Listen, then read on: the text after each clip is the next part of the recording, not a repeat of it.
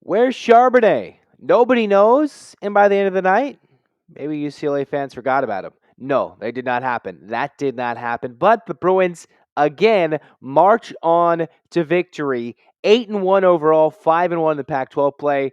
And as I mentioned before, toughest road game left for the Bruins, toughest non-USC game, and Arizona State made it tough for the Bruins. Although UCLA wins it 50-36, wasn't out without a little hairy moment early, hairy moment late, and a lot of dominance in between. Let's talk about it and react to this bad boy, baby, because UCLA equally looked super dominant and also made everybody kind of bite on the nails, get a little nervous at the end when ASU turned what was a 3-score lead, similar to that Washington game, into a 1-score game late, except this time UCLA took the football, went down the field, as Chip Kelly put it, when everybody knows you're going to run the football, and you have to run the football, and you can run the football, that's important. That's a very kind of paraphrased quote of what he said, but when they know you have to run the football, and you're going to run the football, and you can, that is sheer dominance. UCLA, the story was Zach Charbonnet sitting there in uniform on the sideline, if you're watching at home,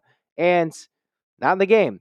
There's been reports of him not getting a lot of first team reps in practice, not if any, not at all during the week, bandaged up. We've seen this already before with UCLA and Zach Charbonnet, where he did not play in a single part of the game, I believe, against the Alabama State game, also in ASU. Whatever it is, ASU, Alabama State, or Arizona State, something about that. Zach Charbonnet, a mysterious non participant for UCLA. In the end, while he is a story, and that will be dived in more on our Reaction Monday, the story is DTR, Kaz Allen, and UCLA making plays. Let's revisit those keys quickly. I talked about UCLA's tight end group versus Arizona State's tight end group.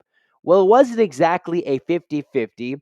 Overall, for Arizona State's tight ends, Jalen Conyers had about 6 to 7 catches, 66 yards. They had a tight end make a touchdown catch at the end of the game at some point, or the early part of the game. Swinson for ASU, one of their two tight ends. UCLA's tight ends, Ezekiel and Hudson Habermill, combined for 2 catches for 25 yards, albeit a touchdown. And UCLA was able to keep Conyers under control. So I talked about tight ends being X factor. Well, UCLA, we're not going to go deep into the blocking and the run scheming of everything, but in the receiving game, which didn't have too much to do with the game for UCLA's offense, they made a touchdown catch. That was key. The ASU tight ends made 1 touchdown catch. Kind of a wash, especially when a night when UCLA was 1, so dominant, able to run the ball, and 2, just so effective on third down as they've been all year. Regardless of my keys, UCLA went back to things they've been dominant and effective on, despite who may or may not have been on the field. Again, DTR, fantastic, over 100 yards rushing. Kaz Allen, over 100 yards rushing. Keegan Jones, 1 2-yard stumble forward at any point of the game, 2 yards forward, and he gets 100 yards. Even at the end for UCLA, when you go down the rest of the numbers, Colson Yankoff, almost 50 yards rushing. So UCLA, 402 rushing yards, 5 rushing touchdowns, put up 50 points against ASU, and they almost had 4 separate 50-yard rushers. DTR by himself had more rushing yards than Arizona State in the whole game. And DTR didn't even lead the Bruins in rushing. Kaz Allen, nice to see Kaz Allen break off for big touchdowns, big plays, 75 yards. I talked about another key, UCLA's big plays versus Arizona State's ability to force turnovers, interception, fumble. UCLA, Kaz Allen, 1 touch, 75-yard touchdown. I kind of mentioned from a 40 to 70-yard range, 40-plus yard range would be a big play.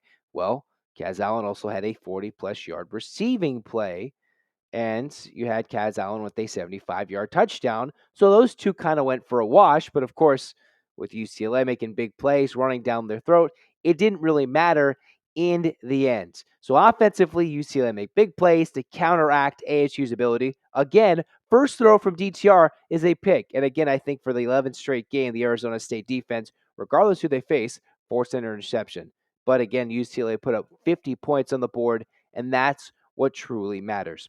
Going to the defensive end, my final key for the game came in UCLA could get over that sack and a half number to 3 tackles for loss, close to that number that I mentioned on the Friday episode before coming into this game, that if UCLA could do that, they would probably have dominated or have a function of the game where they dominated at points and ASU wouldn't have been successful. Well, a large part in the middle portion of the game when ASU was stuck around the 10-point margin and before they eventually got up and scampered up to 36 points, UCLA saw what?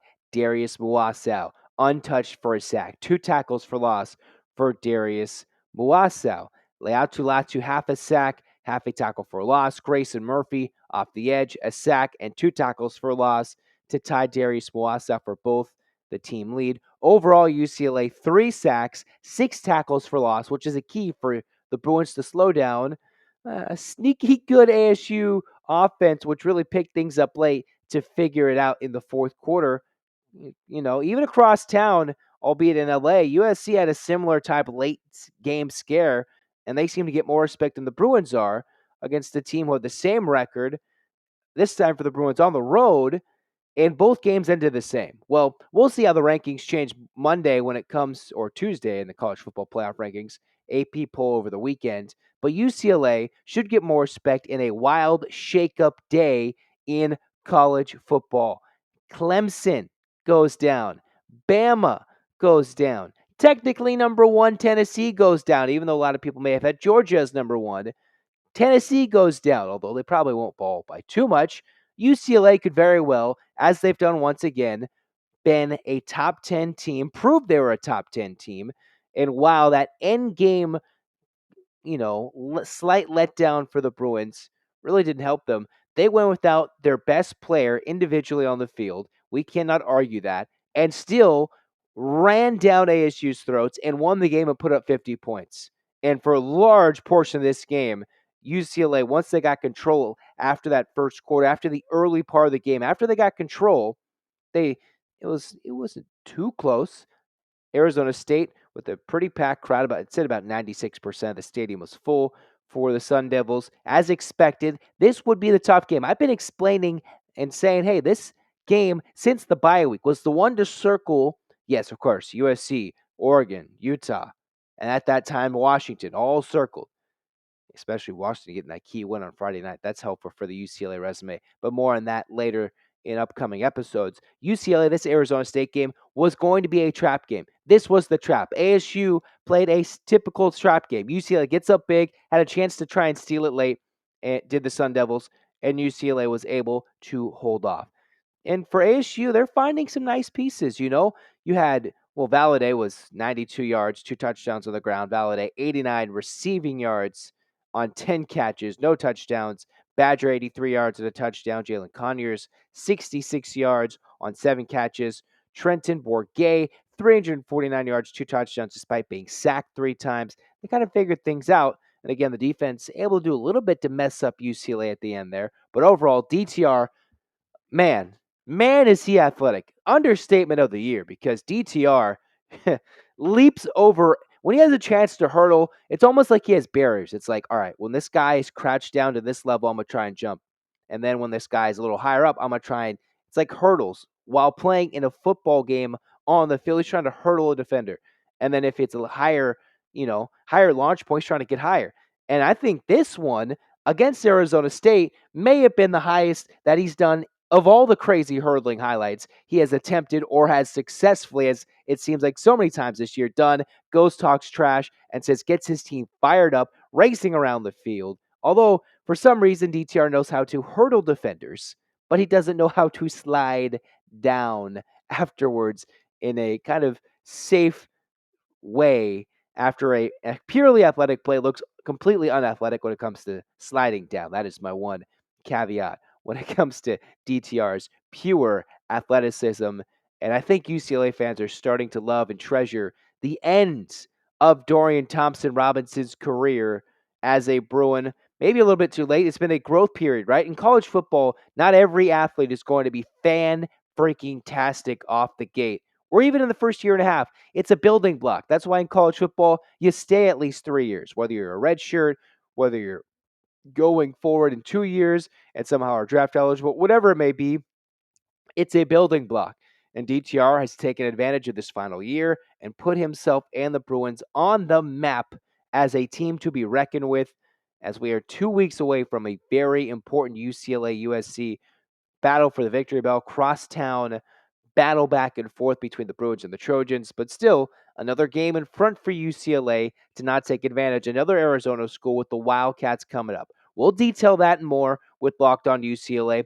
Full grades and full reaction on Monday for Locked On UCLA. In the meantime, this was our slightly quick reaction as we're excited for the Bruins to come away with a big, big win. Holding on, it's on the road. Road wins are always tough to come by and get themselves maybe back in the top 25.